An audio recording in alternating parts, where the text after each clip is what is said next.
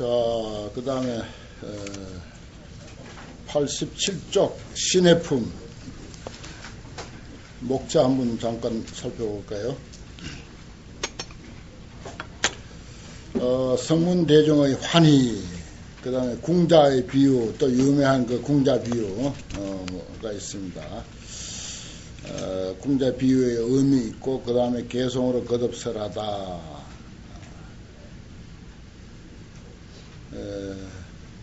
아주 신해품은 간단하네요. 한번 봅시다. 4대 성문의 환희라고 되어 있습니다. 그러니까 부처님 제자들을 등급 아닌 등급을 매겨놨어요. 그러니까 제1등급을 사립을 상근기라고 해서 사립을 앞에서 혼자 다뤘고, 그 다음에 이제 중근기라고 해서 이시에 해명 수보리, 마하가전년, 마하가섭, 마하목걸년 이렇게 네 사람을 이제 중근기 이렇게 하는 것입니다. 우리 그 선불교에서는 마하가섭을 대단한 인물로 이제 칩니다만은 여기서는 이제 사리불보다 밑에 있어요. 사실 여러 경전을 다 종합해서 보면은 사리불이 제1인자입니다. 부처님 제자 중에서는 이 법화경에서도 물론 그렇게 했지만은 다른 경전에서도 보면 역시 사리불이 한 사람만을 뽑아서 뭐라고 하기는 그렇지만은 사실 사리불이 제자들 중엔 제1인자예요. 법화경은 분명히 수보리, 가전년, 가섭, 마하목걸년 이렇게 네 사람을 이제 중근기로 딱 이렇게 사리불보다 한 급 낮춰서 취급하고 있습니다.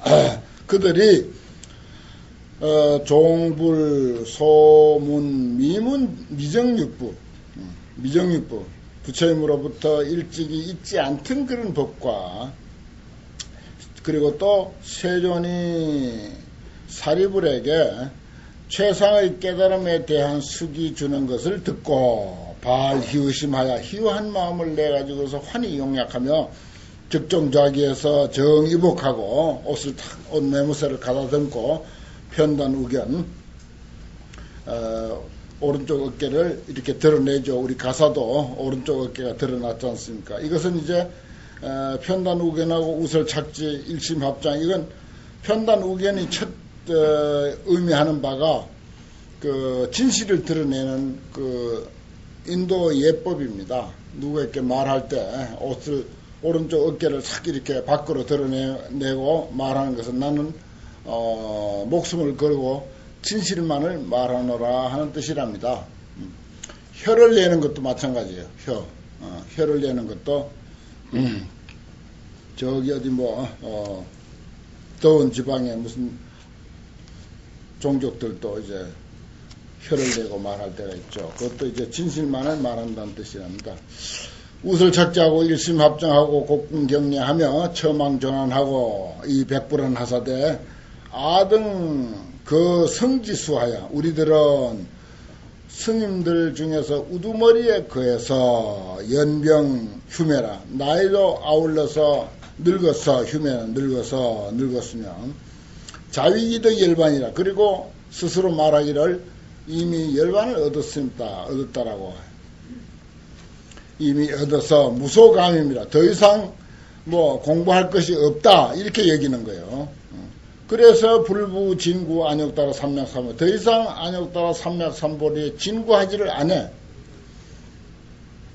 세존이 왕석에 설법 기울세, 설법하신 지가 옛날 벌써 40년 세월이 흘렀으니까 오래됐을세.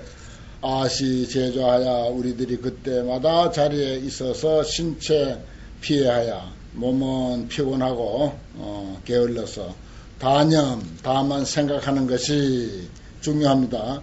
공, 무상, 무작 이것만 생각했다는 것입니다. 이게 이제 그동안 소위 소승불교라고 할까, 일반 불교의 가장 기본이 되는 이치입니다. 모든 것은 공하다. 뭐 반야심경이 전체가 그 얘기 아닙니까? 또 이 범소유상 계시허망 그러잖아요. 무상. 범소유상 계시허망이 무상이야. 그 형상은 형상이 없다고 보는 거예요. 다 공하다고 보는 것입니다. 그러므로 할 것이 없다, 지을 것이 없다 이 말이에요. 또 여기다 또 하나 더 보태면 무원이 있어요. 무원, 원할 원자. 그러니까 공, 무상, 무작, 무원. 아주 소극적이죠, 솔직하게. 불교가 이래 돼가지고 안 되는 거예요.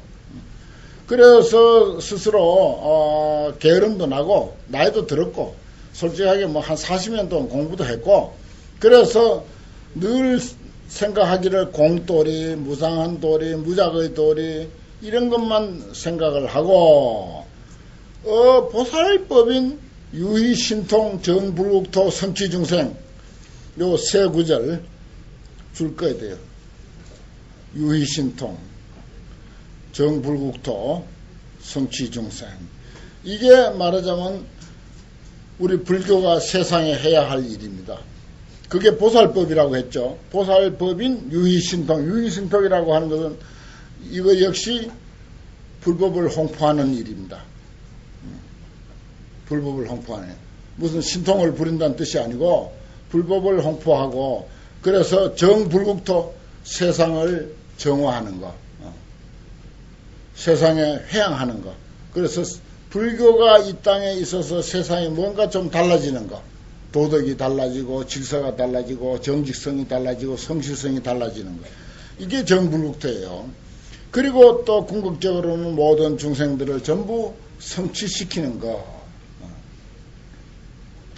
솔직하게 그런 보살행에 있어서는 신불희락입니다. 별로 내가 기뻐하지 않았습니다. 마음이 별로 이게 우리 한국 불교 승려들의 대다수의 마음입니다. 이게 제일 큰 문제예요. 자기만을 위한 그 자기 공부는 30년, 40년, 50년, 60년 잘합니다. 근데 정말 성취중생이라든지 정불국토 세상에 어떻게 회양할 것인가 내가 세상에 어떤 보탬이 되어야 할 것인가 하는 데 대해서는 별 관심 없어요. 그러니까 기독교에 계속 밀리는 거야. 종교 편향하고 떠들어봤자 소용없는 짓이야. 그 사람들은 그동안 성취중생 정불국토 유희신통에 대해서 아주 열심히 해서 불과 200년밖에 안 되는 짧은 시간이지만은 6.25 때 전쟁 고아들 그 사람들이 다 거뒀어. 불교에서 거둬들인 고아들 불과 몇 명 안 된다고. 100분의 1도 될까 말까야. 나머지는 전부 기독교 단체에서 다 거둬들인 거예요. 의료사업, 교육사업, 이런 거 초기에 전부 그 사람들이 다 한 거지. 불교 논리대로 이야기하면 그 사람들이 복을 많이 지었어. 우리 손발 묶고 공, 무상, 무작, 자기 공부, 소성적인 자기 공부만 하고 있는 동안에 그 사람들은 아주 야트막한 교리, 정말 교리라 할 것도 없는 그런 아주 천박한 교리를 가지고 대사회적인 활동을 그렇게 크게 한 거예요. 솔직하게 복을 많이 지었어요. 교리는 형편없지만 복을 많이 지은 거야. 전쟁 고아들 큰 먹고 살기도 힘든데 그 사람들 고아원 차려가지고 빙당도 하기도 하지만은 그래도 거의 그 사람들이 다 거둬들인 거 아닙니까? 전쟁 고아. 우리 불교는 솔직하게 몇 명이나 거둬들였어요. 그 얼마나 복이 됐겠습니까? 그러니까 오늘날 큰 소리 치는 거예요. 저 위에서부터 저 말단 지원에 이르기까지 전부 기독교인이야. 복을 많이 지었으니까. 이게 불교 논리입니다. 이거 순전히 불교 논리예요. 나는 복을 많이 지었으니까 그 사람 천국이 된 거야. 교리야 뭐 별거 없죠. 교리야 그게 무슨 교리입니까? 솔직하게 있지도 않는 하나님 이야기나 하고. 지금도 기독교 방송 틀어보면은 끊임없이 하나님이 이야기한 세상에 저게 통하다니 통탄할 일이야. 어떻게 이와 같이 대명천지 밝은 이 시대에 저런 이야기가 통할까? 불가사의야, 불가사의. 그런데 왜 거기 그 사람들이 그렇게 많이 우리보다 10배, 100배, 1000배로 모이거든. 조회사 법당에 불과 몇 명 모여요. 여의도 순복음교회하고 숫자 한번 대봐. 몇 분의 1이나 되는가. 게임이 안 되잖아요, 게임이. 왜 그러냐? 그 사람들은 복을 많이 지어. 곳곳에 복을 지어. 어린이들, 학생들, 우리 학생 포기합니까? 학생 포기하면 돈 안 든다고 귀찮다고 내보내거든. 안 한다고. 돈 가져오는 사람들이나 상대하지. 돈 안 되는 학생 포기, 어린이 포기 안 하는 거야. 근데 그 사람들은 전부 돈 다 돼가지고, 들어온 돈들, 어른들이 내는 돈 가지고 전부 어린이 포기와 학생 포기에 그냥 무한정 투자하는 거야. 그러니까 그들이 자라가지고 오늘날 정부 요직에 싹 다 깔려있는 거지. 언론계, 무슨, 공무원계, 뭐, 싹 다 깔려가지고, 그 사람들이 전부 좌지우지 하잖아요. 어린이 포기 하나도 안 했잖아요, 우리는. 돈 얼마나 됐어요, 우리가. 그 사람들은요, 들어온 돈 전부 어린이, 학생, 청년들에게 투자 다 합니다. 종교 평양, 내라도 평양하게 돼 있어. 내라도. 한 게 있어야지. 게임이 안 돼요. 복을 못 지었으니까. 복을 안 지었는데 어떻게 되는 거야? 복 지은 대로 가는 거예요. 복 지은 대로. 세상은 물은 낮은 대로 흐르게 돼 있어. 이게 당연한 이치인 거예요. 종교 편향 한다고 자꾸 아둥바둥하고 떠들어봐야 되게 지랄하네. 속으로 그런다고요. 누군 뭐 한 게 있었어. 누군 뭐가 한 게 있어서 그렇게 떠들어서 하냐고. 속으로는 그래요. 겉으로 할 수 없이 그냥 대해주지. 그 떠들어봐야 대접 더 못 받습니다. 더 못 받아. 그나마 가만히 있는 게 차라리 나, 사실은 솔직히. 나도 작년 이때, 이제 기념 행사 한다고, 세미나 한다고 야단이지. 작년 이때 그 아픈 몸을 이끌고 저 서울 광장에 와서 참석했어요, 나도. 현장을 목격해놔야 되겠다고 하고, 억지로 올라와서 참석을 하긴 했지만은, 그러나 그렇게 떠들어 댈 일이 아닌 거야. 지금이라도 복을 지어야 돼요. 지금이라도 세상에 복을 지어야 돼. 불자의 이름으로 복을 많이 지어야 돼요. 이게 불교 논리 아닙니까? 무슨 딴 논리 아니에요? 이건 불교 논리야. 복 지은 대로 가는 거라. 교리야 그 게임이 됩니까? 사실은. 이야기 안 되는 거지 그거. 그 불교 TV, 기독교 TV 4개, 천주교 TV 하나, 불교 TV 하나 그렇거든요. 틀어보면 전부 계속 이제 그 사람들 TV 나오는 거 아닙니까? 그럼 난 불교 TV는 광고 TV이고 그 사람들은 설교 TV라. 그거 들으면 들을 게 있다고. 뭔 이야기 하는가? 참 많이 듣거든 나는. 많이 들어보면은 정말 이야기 말도 아닌 이야기인데 통해. 왜냐? 복을 지으니까. 그 많은 사람들에게 참 배려하고 복을 지으니까 그게 통하는 거예요. 교리 좋아서 그렇게 오는 거 아닙니다. 교리 밥 먹여주는 거 아니에요. 밥이 밥 먹여주는 거지. 그래서 여기도 이게 이제 소성적인 그런 어떤 불교를 비판하는 이야기입니다. 공인이, 무상인이, 무장인이 하는 거, 공돌이만 이야기하고, 진공노유가 어떻고, 색직시공, 공직시색이 어떻고, 색직시공, 공직시색이 어쨌다는 거예요, 그래. 그래서 이 사람들도 솔직하게 이제 보살이 행하는 법인 유의신통과 정불국토, 세상을 정화하는 거예요. 세상에 보탬이 되는 걸 정불국토라 그래. 성취 중생에는 신불희락입니다. 마음에 즐거워하는 바라고 그렇습니다. 소위자하고 까닭이 무엇인가? 세종, 영아등으로 세종께서 우리들로 하여금 삼계에서 벗어나서 열반의 정득을, 열반의 깨달음을 얻음이라 해서, 얻었다 하며, 또 지금 아등이 연이 흉해요. 나이가 이미 들었어. 그래서 부처님이 보살들을 교화하는 데 있어서 안욕따라 삼약 삼보리에 쓴 불생일념 호락지심, 최상의 깨달음, 부처의 삶으로 살아가는 거기에 대해서는 일념 호락지심도 내지를 안 했다. 한 생각도 좋아하고 즐거워하는 마음을 내지 않았어.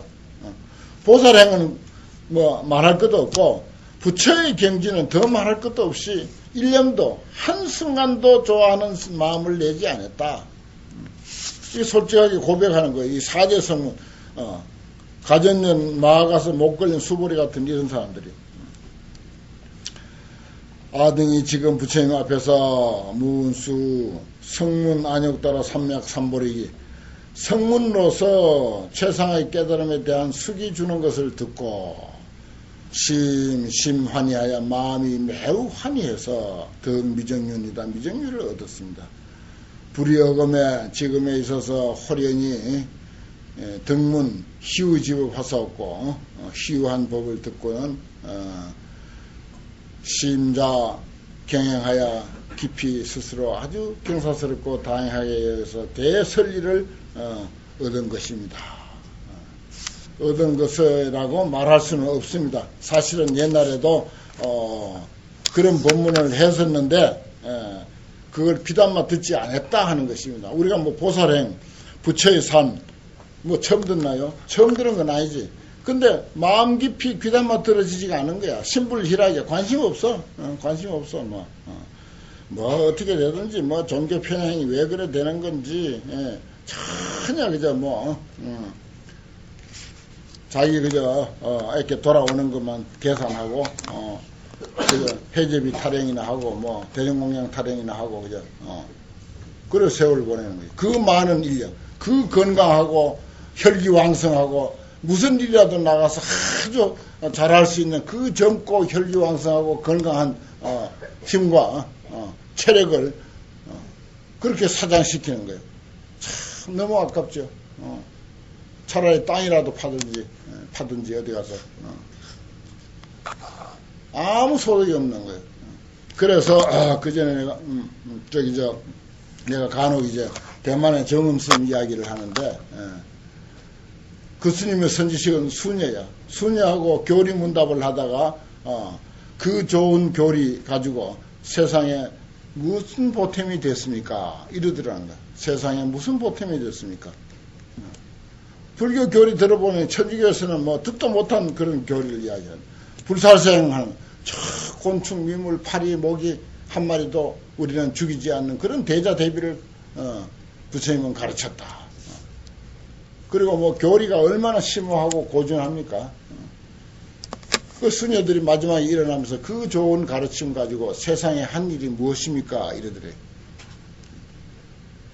그 사람들은 의료 사업하고 복지 사업하고 그 다음에 교육 사업하고 뭐 온갖 사회 활동을 많이 벌였는데 그야말로 천창으로 가슴을 찌르는 것 같은 그런 아픔을 느낀 거예요. 그래서 원력을 세워가지고 오늘날 최고 이 시대 제일 구호군한 그냥 구호 활동을 이 세계에서 제일 큰 구호 활동 단체를 지금 만든 거 아닙니까? 병원이 6개, 종합병원이 우리나라 동국대학교 일산병원 같은 병원을 6개나 세워놓고 저기 그 인도네시아 거기는 회교 국가거든요. 거기에다가 불교 TV를 세워줬어. 대만에 불교 TV 2개나 있어. 그 단체에서 하는 게. 광고 하나도 안 받고. 그리고 어느 정도 잡이냐. 기독교인을 위해서 교회를 세워준 사람이에요. 어느 나라에 기독교인들이 교회가 없어서 보통 저런 공원에서 그냥 이렇게 밖에서 이렇게 모여가지고 예배를 보는 거예요. 하도 가슴이 아파가지고 교회를 세워준 거예요. 기독교인을 위해서 교회를 세워줄 수 있는 이게 불교의 자비야. 그래서 그 스님이 그렇게까지 지금 성인이 되어 있는 거예요. 그 수녀들에게 그 말 한마디 듣고는 그 좋은 교리 가지고 사회에 한 일이 무엇이 있습니까? 창을 가지고 가슴을 찌르는 것 같았다니까. 그 말 듣고는. 그래서 60개국에 500만 회원이 있어요. 자제공덕회 다 알죠? 다 가봤지 여러분들? 나는 못 가봐도 다 가봤지. 나는 인터넷을 통해서 거의 매일 한번 정엄스님 법문 듣고 있습니다. 그 스님 10분간 딱 법문하는데 사람들 모아놓고 법문 안 해요. 혼자 하지. 그 스님은 법회가 없어. 대정법회가 한 번도 한 적이 없어. 지금은 이제 방송을 통해서 하는데 하루에 꼭 10분씩 하는데 혼자 해요. 혼자. 혼자 하고 구고군안하는 그 활동 보도만 이제 사이사이에 내보내고, 당신은 그 10분 중에서 한 1, 2분이 얼굴 나오고 나머지는 전부 이제 그 회에서 활동하는 것만 보여줘요. 대애 TV라, 큰 대자 사랑의 자, 대자 대비를 이제 대애라고 그렇게 하죠. 대애 전시라고 해서 쳐서 들어가 보면 다 볼 수 있어요. 우리나라에서. 그게 이제 불교입니다. 사실은 불교가 할 일은 그런 일이에요.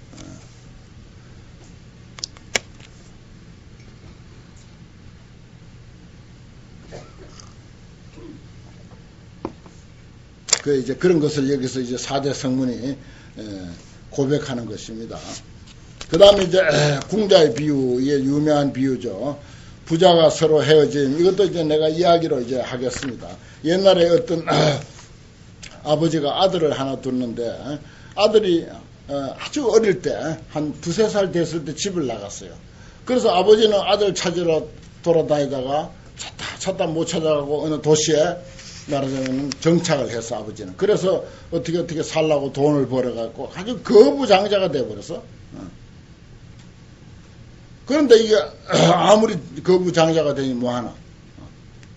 그 재산을 물려줄 아들이 없는데, 그래 그 아들이 오늘이나 만날까 내일이나 만날까 하고 곳에 소문을 내가지고 찾아도 못 찾은 거야. 50년의 세월이 흘러버렸어. 근데 이 아들은 노숙자가 돼가지고 이리저리 이거리 저거리로 헤매면서 그저 밥을 얻어먹기도 하고, 또 혹 이제 똥이나 뭐 거름이나 이런 날품팔이 최하급 일을 하면서 겨우겨우 일당을 받아가지고 연명해가는 그런 삶을 살았더라. 그게 뭐예요? 우리다 이거예요. 우리. 공연히 우리의 본성, 정말 지극히 고귀한 그런 우리의 그 본성을 던져버리고 현상으로만 돌아다니는, 그래서 거지 생활을 하고 있다 이 뜻입니다. 그러다가 뒤에 넘기면 부자가 서로 만남 그랬어요. 아들이 아버지를 보다 그랬습니다. 세존하 이씨의 궁자가, 이게 이제 그러니까 아버지는 그렇게 아들을 두었는데 아들을 도망가고, 그 다음에 아버지는 부자가 돼서 오늘나 내일이나 아들을 찾을까라고 하고 있었다. 거기까지예요. 세존하 그때 궁자가 용림전전이라 품팔이 하려고 전전하였어. 그래서 우도 부사야 우연히 아버지 집에까지 이르게 됐다. 주리 문책이야. 저기 저 대문 저 끝머리에서 워낙 어리어리한 부잣집이 있으니까 제대로 이제 들어가지도 못하고 고개만 삐죽이 내가지고 안을 이렇게 쳐다보는 거야. 요견 기부라. 멀리 그 아버지를 보니 그 사자상 같은 그런데 탁 이렇게 의지하고 보계로 승격에 보배 책상으로서 또 발을 받들고, 그리고 거기는 돈이 제일이야. 인도에는 사성계급 중에 바라문이 최고잖아요. 근데 바라문과 찰제리 거사가 공경위허야. 돈 많으면 그냥 바라문이고 뭐고 다 그냥 거기 와서 굽신거린다 한. 그러니까 이것이 이제 말하자면 법화경이 상업이 아주 왕성하게 일어나던 그런 도시, 그런 시대에 편집이 됐다, 결집이 됐다 하는 것입니다. 이런 걸 보고요. 이 부처님 당신 때는 어림도 없습니다. 아무리 부자라 하더라도 부자 지 출신이 뭔데, 바라문이 이렇게 와서 하질 않는 거지. 근데 바라문과 찰리 거사 왕족, 찰리는 왕족이나 군인들 아닙니까? 이런 이들이 와가지고 그 부자 인데 와가지고 공경위호하고 있다 이 말이야. 이 진주 영락과 가치 1000만이 나가는 그런 것으로서 그 몸을 장엄하고, 이민 동복이 수집 백불하고 거기 이제 종들이라든지 사무 보는 사람들이라든지 이런 이들이 흰 그 불자를 쫙 이렇게 잡고는 뭐 혹시 먼지가 낄새라, 혹시 벌레가 나비나 뭐 개미가 올새라 그걸 갖고 계속 옆에서 털어주고 부채질을 해주고, 시립 좌우에 시립하고 해서 부의 보장으로서 보배 장막으로서 수제 화본이요. 곳곳에다 이제 그 화려한 꽃으로 놓여진 그런 그 번을 이렇게 들이우고, 향수로서 세지요. 향수가 또 얼마나 많은지 땅에다 뿌리고 있어, 그냥. 산중명화요. 그리고 여러 가지 그 아름다운 꽃들을 곳곳에 뿌려놓고 있고, 나열 보물이요. 곳곳에 무슨 고려청자, 이조백자, 온갖 보물들을 그냥 확 이렇게 나열해놨어. 출납취요. 이건 이제 돈을 빌려갔던 거, 무슨 땅을 붙이고, 세금 들어온 거, 이런 거, 전부 이제 주고 받고 하는 거, 이런 거 그냥 계속 그런 계산하고 있는 거예요. 유여시 등 종종, 음식해서 위덕이 특종이라, 위험과 덕이 아주 특별히 높아 보여. 궁자가 못난 자식이 보았단 말이야. 부유대세력. 아버지가 큰 세력이 있는 거예요. 아버지인 줄 몰라, 아직은. 그런데 실제로 아버지니까 대세력이 있는 것을 보고 문득 두려운 생각이 든 거야. 야, 이거 잘못하다 큰일 나겠다. 그런 생각이 들었어요. 회례지차 여기 온 것을 후회해. 그래서 가만히 생각하기를 저분은 왕이거나 아니면 왕하고 똑같은 그런 위치에 있는 사람일 것이다. 내가 여기 와서 품팔이 할 곳이 아니다. 그런 생각을 한 거예요. 그래서 아이고 그러면 저 가난한 동네 이 사람 품팔이도 가난한 동네 가서 품팔이를 한 거예요. 그래 지질이 못난 아주 품팔이꾼이라 그야말로 불가촉 천민 정도나 아마 된 모양이에요. 거기에 가난한 동네 가서 품팔이 하는 것만 갖지 못할 것이다 라고 하고 그 자리에서 바로 떠나는 거죠. 그래서 의식을 가서 쉽게 얻는 것이 낫겠다. 약구주차 만약에 오랫동안 여기에 머물다가는 아마 저 사람들인데 붙잡혀 가지고서 강제 노동에 아마 사용될지도 모른다. 작시염이하고는 질주이거라. 그런 생각이 들자마자 에라 모르겠다고 냅다 도망을 가는 거예요. 그런데 아버지가 아들을 보다 그때 장자가 사자자에서 사람들 만나고 돈 받고 내주고 이런 것을 이제 하고 있는데 어떻게 저기 대문 밖에 고개를 썩 이렇게 내밀고 엿보는 놈이 있었는데 그것이 아들이야. 아버지는 50년이 돼서도 그 아들 얼굴을 알아보았단 말이야. 그래서 심대환희야. 마음이 크게 환희해서 즉작신념하되 재물 고장 내가 이렇게 평생 동안 쌓아놓은 재물과 그 창고들을 근유소보다 지금 줄 때가 생겼다. 그걸 누굴 주고 눈을 감나. 내 그거 걱정만 했는데 이제 그걸 줄 사람이 생겼구나. 내 아들이 저기서 이제 나타났으니 그러면 이렇게 주면 되겠다. 금유소부야. 지금 줄 때가 됐다. 아상 사념 찾아 하되 내가 항상 이 아들을 생각하서되 무유견지려니 볼 이유가 없더니 볼 까닭이 없었어. 도대체 찾아도 못 찾았대요. 이홀 잘해라. 그런데 호련히 저절로 들어왔다. 그래서 심적 아원이로다 마침 내 원에 탁 들어맞는다. 아수연현아 내가 비록 나이는 들었지만은 유고 탐색이라 그동안 오히려 짐짓 아끼고 있었다. 나이는 들었어도 아들에게 언제나 물려줄까 하고 그 재산을 함부로 쓰지 않고 아끼고 있었다.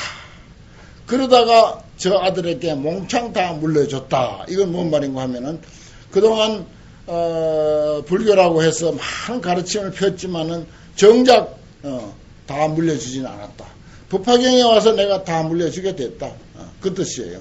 그래서 이제 전번에 써줬지만은 아함경을 설할 때가 어느 때고 요 비유 이 공자의 비유하고 부처님 일대 교설하고 딱 맞춰가지고 그 배대를 해놨어요. 이제 넘어가면서 이제 내가 말씀을 드리지.